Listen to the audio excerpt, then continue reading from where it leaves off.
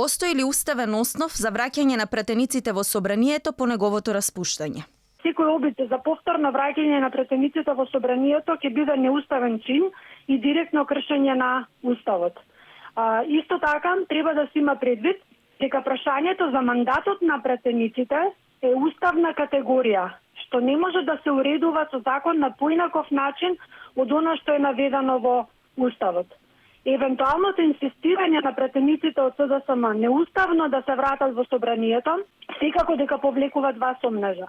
Првиот сомнеж е, ако сметале дека имале уставно право да се вратат назад во собранието, зошто тоа не го направија пред Пендаровски да ја донесе првата одлука за воведување во vanredна состојба, бидејќи согласно уставот и собранието има право да носи одлука за утврдување во vanredна состојба. Вториот сомнеж е дали позади оваа нивна евентуална одлука се крие стравот од можноста некој еден парламентарен состав да ги оценува сите донесени уредби и да утврди одговорност на оваа влада за пречекорување на службеното властување во време на vanredна состојба.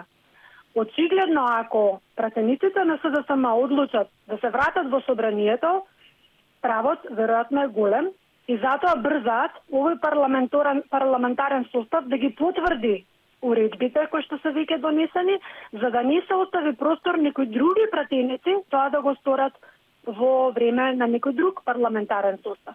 Кои уредби се спорни, односно немаат никаква врска со коронавирусот? Најголем дел од уредбите не само што се спорни од номотехнички аспект, туку во поголем број случаи се и содржински неадекватни со vanredната состојба.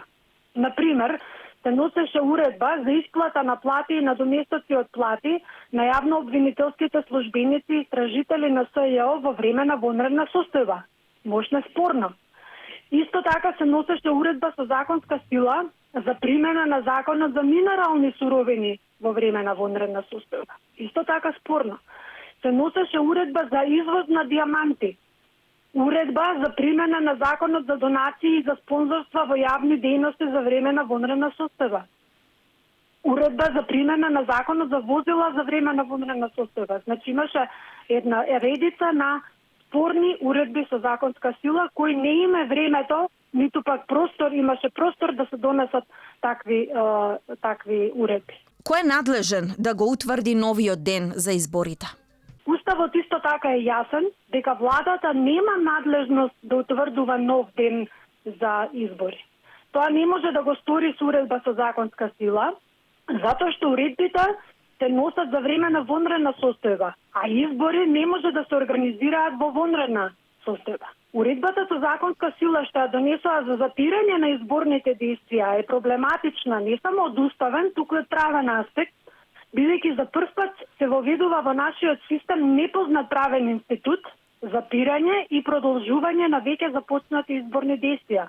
Изборите не се игра со карти, па да може да запрат и пак да продолжат таму каде што се запрени. Нов изборен роковен нит е можен само со познат изборен ден, а тој не е познат. Исто така, мора да се каже дека сите изборни действија мора да почнат од почеток. Не може изборните действија да продолжат таму каде што застанале, како што наложува владата, затоа што е потребно да се направи ново ажурирање на избирачкиот список.